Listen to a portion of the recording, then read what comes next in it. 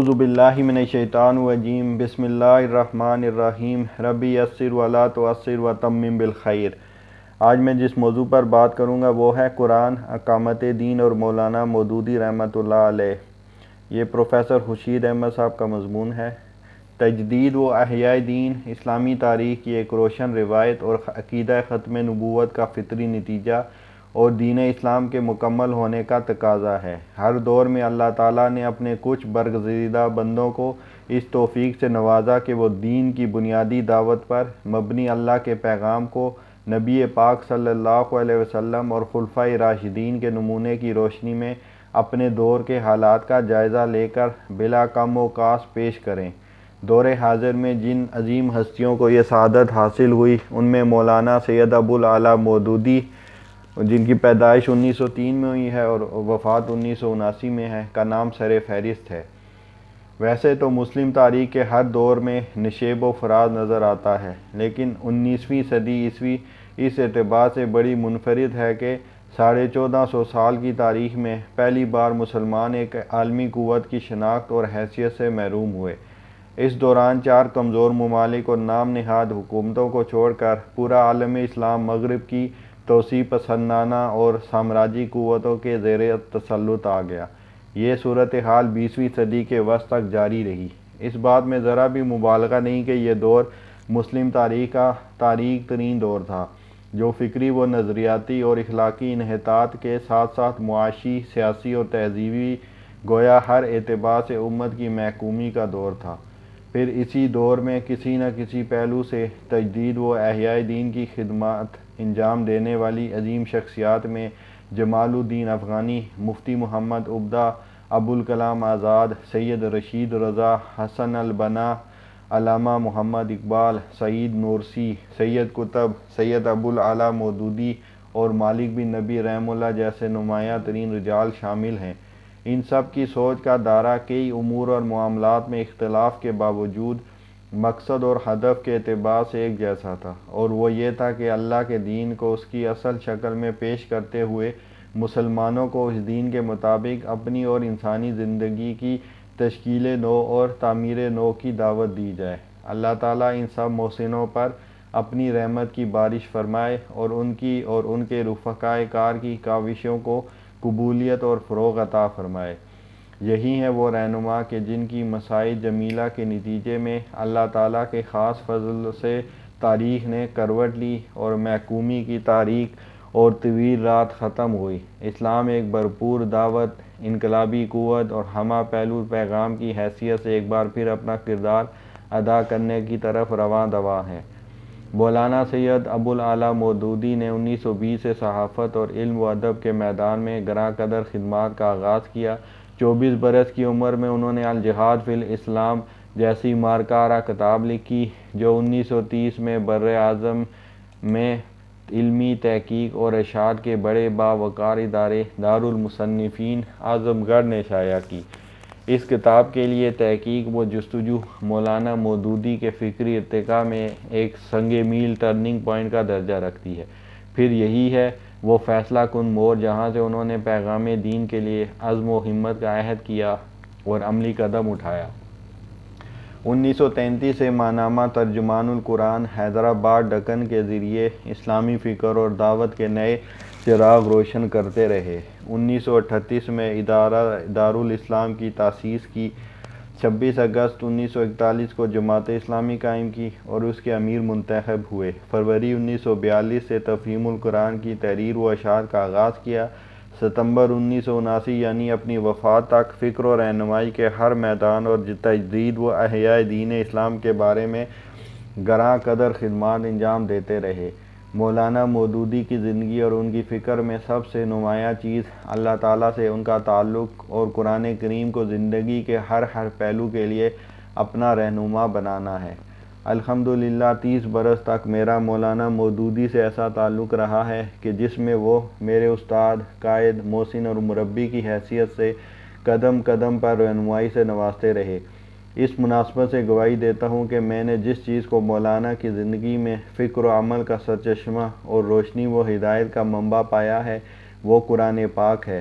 اس بنا پر مولانا کی زندگی کی عام ترین متاع جن چیزوں کو قرار دیا جا سکتا ہے ان میں سب سے پہلی بنیادی اور مرکزی متاع قرآن کریم ہے۔ پھر قرآن کریم اور صاحب قرآن خاتم الانبیاء حضرت محمد صلی اللہ علیہ وسلم کی سیرت پاک ہی کی روشنی میں دین حق کا تصور ہے، اور تیسری چیز ہے ان دونوں کا تقاضا، دعوت، اصلاح اور اقامت دین کی منظم جد و جہد۔ یہی وہ تین میدان ہیں جن میں مولانا مودودی نے بڑا تاریخ ساز کردار ادا کیا ہے۔ قرآن ہی شاہ کلید ہے۔ قرآن کریم سے مولانا مودودی مرحوم و مغفور کے تعلق کو سمجھنے کے لیے تین چیزیں بڑی عام اور چشم کشا ہیں۔ مولانا محمد عمران خان ندوی صاحب نے 1946 میں غیر منقسم ہندوستان کے 18 اکابر علماء، دانشوروں اور رہنماؤں سے دریافت کیا کہ آپ کی محسن کتاب کون سی ہے۔ دیگر افراد نے اپنی اپنی پسندیدہ کتاب کے بارے میں بتایا، لیکن ان میں واحد مولانا مودودی تھے جنہوں نے سب سے مختصر جواب دیا۔ یہ جواب مولانا کی شخصیت اور ان کی پوری زندگی کا غماز ہے اور سب پہ باری بھی۔ انہوں نے لکھا، جاہلیت کے زمانے میں میں نے بہت کچھ پڑھا ہے۔ میں قدیم و جدید فلسفہ، سائنس اور معاشیات، سیاسیات وغیرہ پر اچھی خاصی ایک لائبریری دماغ میں اتار چکا ہوں، مگر جب آنکھیں کھول کر قرآن کو پڑھا تو باخدا یوں محسوس ہوا کہ جو کچھ پڑھا تھا سب ہیج تھا۔ علم کی جڑ اب ہاتھ آئی ہے۔ کانٹ، ہیگل، نیچے، مارکس اور دنیا کے تمام بڑے بڑے مفکرین اب مجھے بچے نظر آتے ہیں۔ بیچاروں پر ترس آتا ہے کہ ساری عمر جن گتھیوں کو سلجھانے میں الجھتے رہے اور جن مسائل پر بڑی بڑی کتابیں تصنیف کر ڈالیں پھر بھی حل نہ کر سکے، ان کو اس کتاب نے ایک دو فکروں میں حل کر کے رکھ دیا ہے۔ اگر یہ غریب اس کتاب سے ناواقف نہ ہوتے تو کیوں اپنی عمریں اس طرح ضائع کرتے؟ میری اصلی محسن بس یہی ایک کتاب ہے۔ اس نے مجھے بدل کر رکھ دیا ہے، حیوان سے انسان بنا دیا، تاریکیوں سے نکال کر روشنی میں لے آئی، ایسا چراغ میرے ہاتھ میں دے دیا کہ زندگی کے جس معاملے کی طرف نظر ڈالتا ہوں حقیقت اس طرح برملا مجھے دکھائی دیتی ہے کہ گویا اس پر کوئی پردہ ہی نہیں ہے۔ انگریزی میں اس کنجی کو ماسٹر کی شاہ کلید کہتے ہیں، جس سے ہر قفل کھل جائے۔ سو میرے لیے یہ قرآن شاہ کلید ہے۔ مسائل حیات کے جس قفل پر اسے لگاتا ہوں وہ کھل جاتا ہے۔ جس خدا نے یہ کتاب بخشی ہے اس کا شکر ادا کرنے سے میری زبان عاجز ہے۔ قرآن اور اقامت دین۔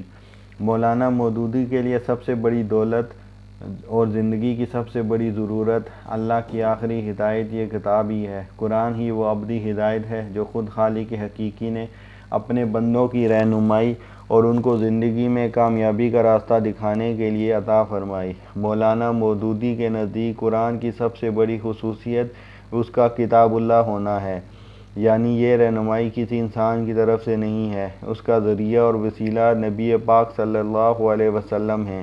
اللہ کو جاننے، اللہ سے جوڑنے اور اللہ کی خوشنودی حاصل کرنے کا واحد راستہ قرآن کی ہدایت کو تسلیم کرنا اور اس کے مطابق اپنی ذات کو اور ساری دنیا کو ڈالنا ہے۔ اس کے تین پہلو ہیں۔ پہلا اور سب سے عام خدا شناسی ہے، جس سے ہم اللہ کو پہچان سکتے ہیں اور اللہ کی مرضی کے مطابق زندگی کو ڈال سکتے ہیں۔ اس سے اللہ پر ایمان اور اللہ کی مرضی کے مطابق زندگی کو ڈالنا، زندگی کو گزارنا، قرآن سے تعلق کو جوڑنا اور قرآن کا فہم حاصل کرنا نہایت بنیادی اہمیت رکھتا ہے۔ قرآن کا اصل مخاطب انسان ہے اور قرآن کا اصل مقصود تمام انسانوں کی دستگیری ہے۔ جو اسے قبول کریں ان کے لیے یہ سراپا ہدایت ہے اور رہنمائی عطا کرتا ہے۔ یہی خدا شناسی اسلام کی بنیاد اور اسلام پر عمل پیرا ہونے کے لیے اصل سہارا اور قوت ہے۔ دوسرا پہلو خود شناسی ہے، یعنی یہ سمجھنا اور جاننا کہ اللہ ہمیں کیسے انسان کی حیثیت سے دیکھنا چاہتا ہے، یہ دیکھنا کہ ہمیں کیا کام سونپا گیا ہے اور کس معیار پر ہمیں کامیابی اور اجر ملے گا۔ اس چیز کو اگر ایک لفظ میں بیان کیا جائے تو وہ ہے استخلاف۔ اس کے لیے فرد کا تزکیہ کرنا، اس کی کردار سازی کرنا اور علم و عمل کے اعتبار سے اس لائق بنانا کہ وہ اللہ کی زمین پر اللہ کے خلیفہ کی حیثیت سے اپنا کردار ادا کرے، یعنی تقویٰ کا حصول۔ تیسرا پہلو ہے خلق شناسی سے۔ اس سے مراد ہے انسانوں سے، اداروں سے، معاشروں سے، اقوام سے اور کائنات میں خلق کی ہوئی ہر شکل سے قرآن و سنت کی ہدایت کے مطابق ربط و تعلق قائم کر کے معاملہ کرنا تاکہ اللہ کی رضا حاصل ہو اور دنیا عدل، امن اور احترام آدمیت کا گہوارہ بن جائے۔ ان تینوں بنیادوں کو قرآن نے جامع اصطلاح اقامت دین میں سمو دیا ہے اور یہی معنی عبادت کے ہیں۔ یہ دوسرا پہلو ہے قرآن کریم سے مولانا کے تعلق کا، جسے انہوں نے بڑی تفصیل سے مختلف اسالیب میں بیان کیا ہے اور وضاحت فرمائی ہے۔ اب اقامت دین کا عام تقاضا۔ مولانا نے بتایا کہ قرآن صرف اللہ کی کتاب اور کتاب ہدایت ہی نہیں بلکہ کتاب انقلاب ہے۔ جہاں اس کے مخاطب تمام انسان ہیں، وہاں اس کا خاص طور پر خطاب انسانوں کے ایسے گروہ سے ہے جو اسے قبول کرتا ہے۔ قرآن انہیں رہنمائی فراہم کرتا اور تیار کرتا ہے کہ وہ کس طرح خود کو اور پوری انسانی زندگی کے ہر شعبے اور دائرہ کار کو تبدیل کرنے کی کوشش کریں۔ اس کے لیے دعوت، شہادت حق اور عمل بالمعروف و نہی عن المنکر کو جہاد فی سبیل اللہ قرار دیا ہے اور ہدف دین کے پیغام کو عام کرنا اور اللہ کی مرضی کو غالب کرنا بتایا ہے۔ اس مقصد کو تفہیم القرآن کے مقدمے میں مولانا مودودی نے ان الفاظ میں بیان کیا ہے: فہم قرآن کی ساری تدبیروں کے باوجود آدمی قرآن کی روح سے پوری طرح آشنا نہیں ہونے پاتا جب تک عملاً وہ کام نہ کرے جس کے لیے قرآن آیا ہے۔ یہ محض نظریات اور خیالات کی کتاب نہیں ہے کہ آپ آرام دہ کرسی پر بیٹھ کر اسے پڑھیں اور اس کی ساری باتیں سمجھ جائیں۔ یہ دنیا کے عام تصور مذہب کے مطابق ایک نری مذہبی کتاب بھی نہیں ہے کہ مدرسے اور خانقاہ میں اس کے سارے رموز حل کر لیے جائیں۔ یہ ایک دعوت اور تحریک کی کتاب ہے۔ اس نے آتے ہی ایک خاموش طبع اور نیک نہاد انسان کو گوشہ عزلت سے نکال کر خدا سے پھری ہوئی دنیا کے مقابلے میں لا کھڑا کیا، باطل کے خلاف اس سے آواز اٹھوائی اور وقت کے علمبرداران کفر و فسق و ضلالت سے اس کو لڑا دیا۔ گھر گھر سے ایک ایک صحیح درو اور پاکیزہ نفس کو کھینچ کر لائی اور داعی حق کے جھنڈے تلے ان سب کو اکٹھا کیا۔ گوشے گوشے سے ایک ایک فتنہ جو اور فساد پرور کو بھڑکا کر اٹھایا اور حامیان حق سے ان کی جنگ کرائی۔ ایک فرد واحد کی پکار سے اپنا کام شروع کر کے خلافت الہیہ کے قیام تک پورے 23 سال یہی کتاب اس عظیم الشان تحریک کی رہنمائی کرتی رہی اور حق و باطل کی اس طویل و جان گسل کشمکش کے دوران میں ایک ایک منزل اور ایک ایک مرحلے پر اسی نے تخریب کے ڈنگ و تعمیر کے نقشے بتائے۔ اب بھلا یہ کیسے ممکن ہے کہ آپ سرے سے نزاع کفر و دین اور معرکہ اسلام و جاہلیت کے میدان میں قدم ہی نہ رکھیں اور اس کشمکش کی کسی منزل سے گزرنے کا آپ کو اتفاق ہی نہ ہوا ہو اور پھر محض قرآن کے الفاظ پڑھ کر اس کی ساری حقیقتیں آپ کے سامنے بے نقاب ہو جائیں۔ اسے تو پوری طرح آپ اسی وقت سمجھ سکتے ہیں جب اسے لے کر اٹھیں اور دعوت اللہ کا کام شروع کریں اور جس طرح یہ کتاب ہدایت دیتی جائے اس طرح قدم اٹھاتے چلے جائیں۔ تب وہ سارے تجربات آپ کو پیش آئیں گے جو نزول قرآن کے وقت پیش آئے تھے۔ مکے اور حبش اور طائف کی منزلیں بھی آپ دیکھیں گے اور بدر و احد سے لے کر حنین اور تبوک تک کے مراحل بھی آپ کے سامنے آئیں گے۔ ابو جہل اور ابو لہب سے بھی آپ کو واسطہ پڑے گا، منافقین اور یہود بھی آپ کو ملیں گے اور سابقین اولین سے لے کر مؤلفۃ القلوب تک سبھی طرح کے انسانی نمونے آپ دیکھ بھی لیں گے اور برت بھی لیں گے۔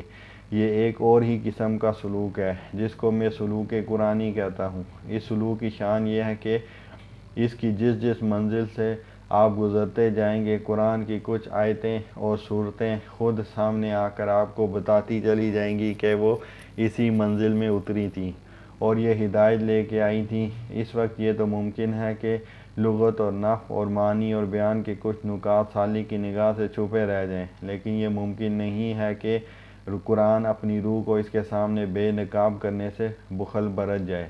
پھر اسی کلیے کے مطابق قرآن کے احکام، اس کی اخلاقی تعلیمات، اس کی معاشی اور تمدنی ہدایات اور زندگی کے مختلف پہلوؤں کے بارے میں اس کے بتائے ہوئے اصول و قوانین آدمی کی سمجھ میں اس وقت تک آ ہی نہیں سکتے جب تک کہ وہ عملاً ان کو برت کر نہ دیکھ لے۔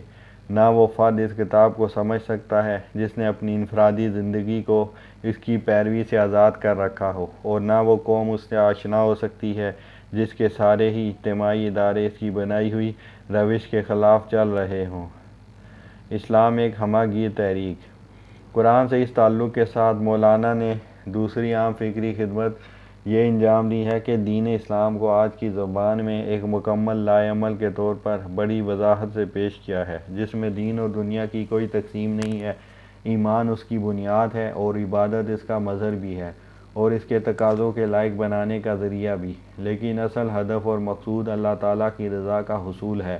ہر شعبہ زندگی کو اللہ کی مرضی کے رنگ میں رنگنے کی کوشش کرنا ہے۔ اس میں نجی خانگی، اجتماعی، معاشی، سیاسی، ملکی، عالمی سطح کے تمام تعلقات شامل ہیں۔ اس ضمن میں مولانا مودودی نے بنیادی نوعیت کے 4 مزید کام انجام دیے جو ان کی فکری خدمات میں نمایاں ترین مقام رکھتے ہیں۔ اسلامی فکر بے لاگ جائزہ۔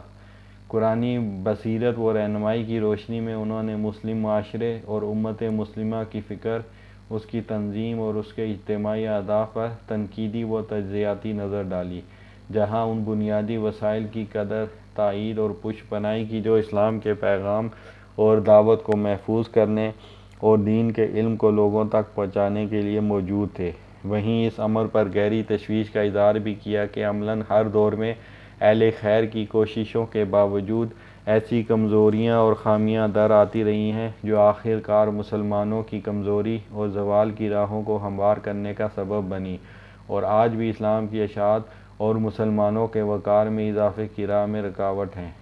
مسلم معاشروں میں دین سے عدم واقفیت اور جاہلیت کی گرفت بہت بڑا مسئلہ ہے۔ ایک صاحب ایمان مسلمان علم، اخلاق اور دیانت کے بغیر کسی بھی میدان میں کام نہیں کر سکتا۔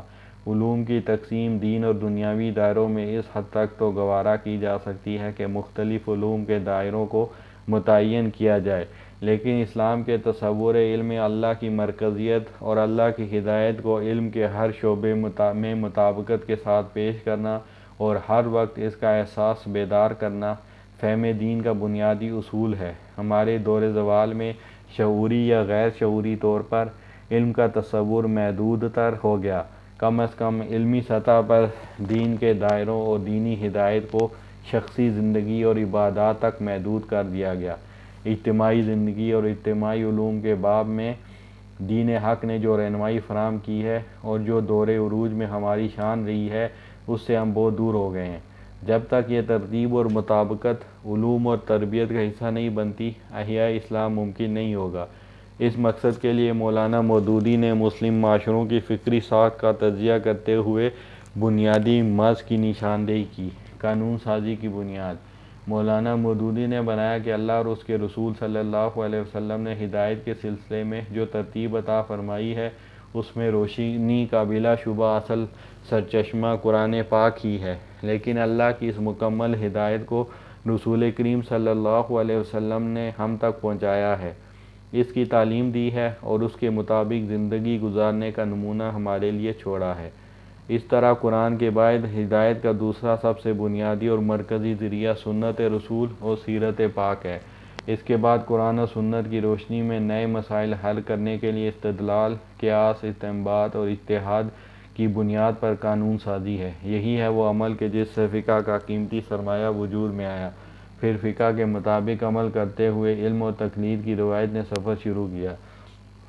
مولانا مودودی کے نزدیک احیاء دین کے لیے صحیح ترتیب قرآن، سنت، فقہ و تاریخ ہے، جس کی روشنی میں نئے مسائل کا حل قرآن و سنت اور اجتہاد و استنباط ہے، لیکن بدقسمتی سے دور زوال میں یہ ترتیب الٹ کر رہ گئی ہے۔ یوں تقلید و تاریخ نے عملاً اولیت اختیار کر لی، پھر فقہ، اس کے بعد سنت رسول، حکایات بزرگان دین اور اس کے بعد قرآن۔ گویا کہ جس چیز یعنی قرآن کو سب سے پہلے ہونا چاہیے تھا، وہ سب سے آخر میں چلا گیا۔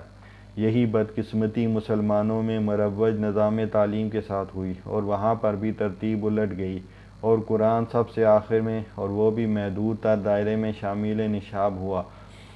مولانا مودودی نے اس بات کی طرف متوجہ فرمایا کہ مسلم معاشرے میں اصل اصلاح طلب چیز جو ہے حقیقی اور مطلوب ترتیب کو بحال کرنا ہے۔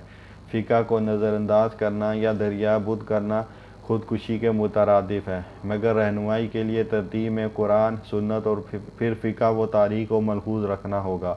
یہ ایک انقلابی نکتہ ہے جسے مولانا مودودی نے ابن تیمیہ، امام غزالی اور شاہ ولی اللہ سے گاہے اتفاق اور کچھ اختلاف کے ساتھ پیش کیا اور اس جرأت اظہار کی بڑی قیمت ادا کی۔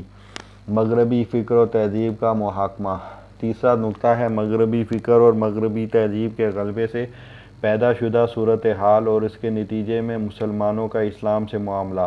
بلا شبہ مسلمانوں نے اپنی سیاسی اور دینی آزادی کے تحفظ کے لیے استعماری قوتوں کے خلاف جہاد کیا اور اس میدان میں بڑی روشن مثال قائم کی۔ تاہم جہاد کے محاذ پر کامیاب نہ ہونے کے بعد اہل خیر کی ایک بڑی تعداد نے تصادم سے پسپائی کی روش ضرور اختیار کی، مگر اس کا مقصد دینی روایت کا تحفظ اور دینی علوم سے رشتے کو جاری اور مضبوط رکھنا تھا۔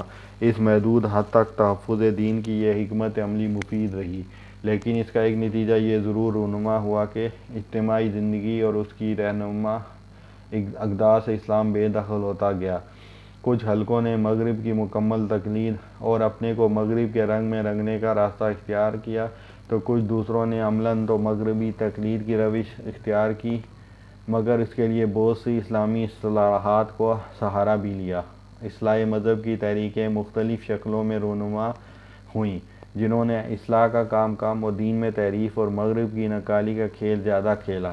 اس تہذیبی تبدیلی کو اکبر الہ آبادی نے اپنے مخصوص انداز میں اس طرح بیان کیا ہے: نہیں اس کی کوئی پرسش کہ یاد اللہ کتنی ہے، یہی سب پوچھتے ہیں آپ کی تنخواہ کتنی ہے، اور یہ کہ ہم کیا کہیں احباب کیا کار نمایاں کر گئے، بی اے ہوئے، نوکر ہوئے، پینشن ملی پھر مر گئے۔ مولانا مودودی نے اقبال اور دوسرے علماء و مصلحین کے ساتھ مغربی تہذیب کا بھرپور محاکمہ کیا اور بہت صاف الفاظ میں یہ بات کہی کہ مغربی سامراج سے صرف سیاسی آزادی مطلوب نہیں، بلکہ فکری، نظریاتی، معاشی، معاشرتی، تہذیبی آزادی بھی مطلوب ہے، تاکہ مسلمان اسلام کے اصولوں کے مطابق زندگی کو مرتب اور منظم کر سکیں۔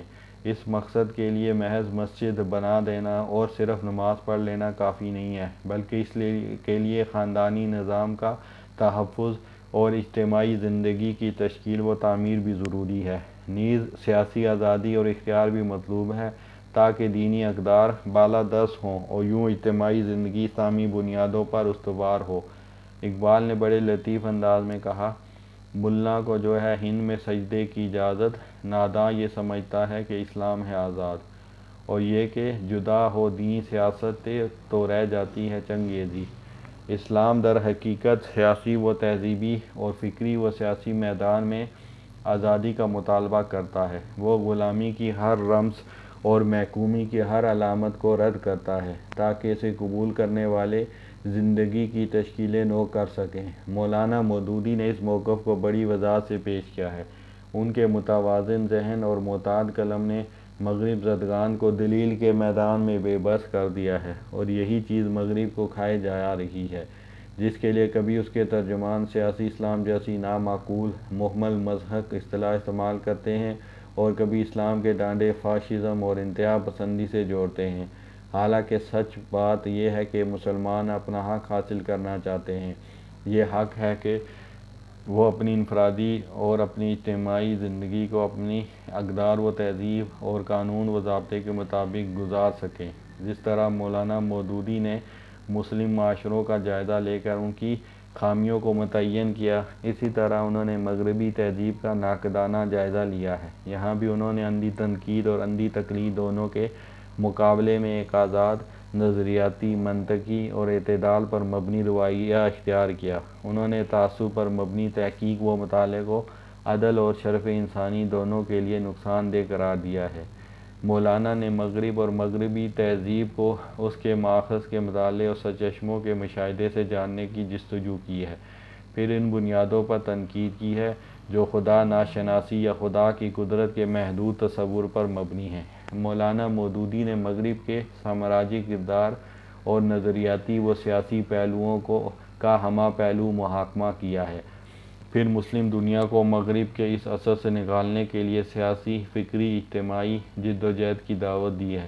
ساتھ ہی یہ بھی کیا ہے کہ مغرب میں یا مغرب کی ہر چیز غلط نہیں، اور نہ مشرق میں اور مشرق کی ہر چیز خیر ہے۔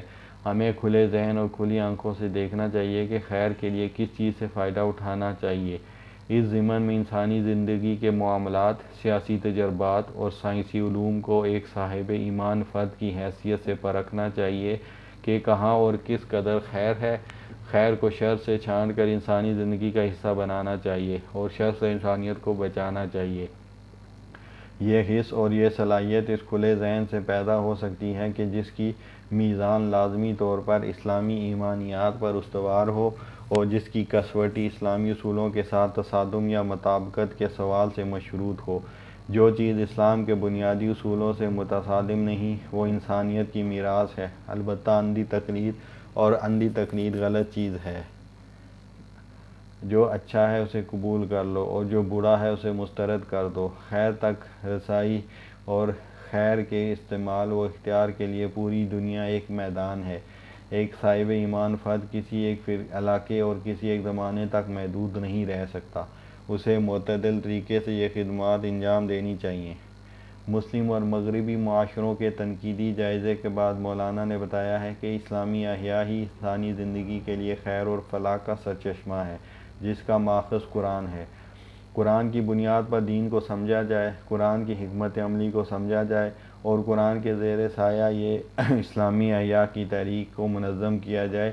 یہ کام دعوت اور نظم و ضبط سے، افراد کی تیاری اور اداروں کی تعمیر و ترقی ہی سے ممکن ہے، جس میں سب سے مرکزی اور بنیادی ادارہ خاندان ہے۔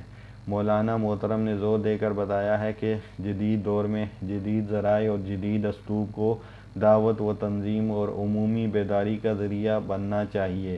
اس لیے انہوں نے جدید زمانے میں تنظیم سازی کے لیے بہترین انداز سے اس جماعت اسلامی اور دوسرے دعوتی اداروں کو منظم کیا۔ تبدیلی کا اسلامی راستہ۔ چوتھا یہ کہ مولانا مودودی نے صرف دین ہی کا جامع تصور نہیں دیا، بلکہ عملاً یہ بھی بتایا کہ اسلامی نظام کے خد و خال کیا ہوں گے، تبدیلی کا عمل اور تدریج کیا ہوگی۔ انہوں نے جہاد اور قتال کے بارے میں معذرت خواہی یا مداحنت نہیں برتی، بلکہ اس کی حدود کو واضح کیا ہے۔ آج کے معاشرے، ریاست اور قانون کو اسلامی شریعت سے قریب تر لانے کے لیے اجتہادی امور کی جانب متوجہ کیا ہے۔ یہ بھی بتایا ہے کہ آج ریاست کو کیسے چلانا ہے، دستور کس طرح بنانا ہے، اسلامی خاندان اور مسلم معاشرے کی وسیع بنیادیں کیا ہیں، مسلم اکثریتی علاقوں میں کس طرح زندگی بسر کرنی ہے، مسلم اقلیتی ممالک میں زندگی کو کس طرح برتنا ہے، انسانی معاشرہ مجموعی طور پر کن بنیادوں پر استوار ہونا چاہیے یا اس کے اصول کیا ہونے چاہیے۔ خاص طور پر سیاست، معیشت اور تعلیم کے میدان میں بہت ہی متعین انداز میں رہنمائی دی اور درست سمت بتائی ہے۔ اس پورے علمی و فکری سفر میں مولانا مودودی کے ہاں ارتقاء ہے، تضاد نہیں۔ انہوں نے اجتہاد اور علم کی بنیاد پر کئی نئے راستے کھولے ہیں اور کئی شاہراہوں کی نشاندہی کی ہے۔ مولانا مودودی نے یہ بھی بتایا کہ قومی ریاستیں، نیشن اسٹیٹس مسلمانوں کی منزل نہیں، البتہ مسلم ممالک اور دنیا کے حالات کی روشنی میں وہ مسلم امہ کے اتحاد و اشتراک کی جانب رواں سفر کا ایک ذریعہ بن سکتی ہیں، بشرطیکہ کہ وہ نظریاتی اساس پر اپنی تعمیر کریں۔ ہماری قومی ریاستیں مغرب کی طرح علاقائی اور جغرافیائی اکائیاں نہیں ہیں، بلکہ ایک نظریے کی علمبردار اور ایک جسد واحد کا حصہ ہیں، جنہیں ایک جاندار جسم سے الگ نہیں کیا جا سکتا۔ یہی ہے وہ سبق جو قرآن کریم نے ہر مسلمان کو پڑھایا اور سمجھایا ہے۔ اس حوالے سے مولانا مودودی کی فکر کو سمجھنے کے لیے بنیادی نکات دو ہیں: قرآن اور اقامت دین۔ ان کا سارا علم کلام اس کی تفسیر ہے اور ان کی تمام سرگزشت زندگی انہی کے مدار میں رواں رہتی اور پھلتی پھولتی ہے۔ ایک عام بات جس کا ادراک بہت ضروری ہے وہ یہ ہے کہ مولانا مودودی نے ایک طرف قرآن و سنت اور تاریخ تجدید و احیا کے گہرے مطالعے اور تجزیے کی روشنی میں اسلام کے تصور حیات کو اس کی مکمل شکل میں پیش کیا، ایمان اور تزکیے کے ساتھ زندگی کے پورے نظام کی اسی بنیاد پر تعمیر و تشکیل کا واضح تصور اور نقشہ پیش کیا، پھر اس کے مطابق زندگی کے نقشے کو بدلنے کے لیے دعوت اور منظم تحریک کی ضرورت اور حکمت کو واضح کیا، وہیں سوچ کا ایک انداز، تحقیق کا ایک اسلوب اور افکار اور حکمت عملی کی تشکیل کے لیے قرآن و سنت کی روشنی میں خطوط کار مرتب کیے، جسے میں مولانا مودودی کا منہج کہتا ہوں۔ اس عمل میں انہوں نے قرآن و سنت سے مکمل وفاداری پر زور دیا ہے، تاریخی روایت کے تسلسل کے ساتھ بدلتے ہوئے حالات اور زمانے کے تقاضوں کا ادراک کرنے اور ان کی روشنی میں حدود اللہ کی پاسداری اور مقاصد شریعت سے وفاداری کو لازمی قرار دیا ہے۔ پھر زمان و بیان، دلیل و استدلال، تنظیم اور نظام کار اور پالیسی کے میدان میں نئے تجربات کی ضرورت اور حدود کو بھی معین فرمایا۔ ان امور کی روشنی میں مسلمانوں نے اپنی تاریخ اور دور حاضر کی غالب تہذیب دونوں کا تنقیدی نظر سے جائزہ لیا اور نئے تجربات کیے۔ مولانا مرحوم کے انداز فکر اور تحقیق و تجزیے کے اسلوب دونوں میں ہمارے لیے بہترین رہنمائی ہے۔ مسلمانوں کے عہد حاضر میں تجدید و احیاء دین کے لیے سرگرم اور متحرک کرنے پر اللہ تعالیٰ انہیں بہترین انعامات سے نوازے، آمین۔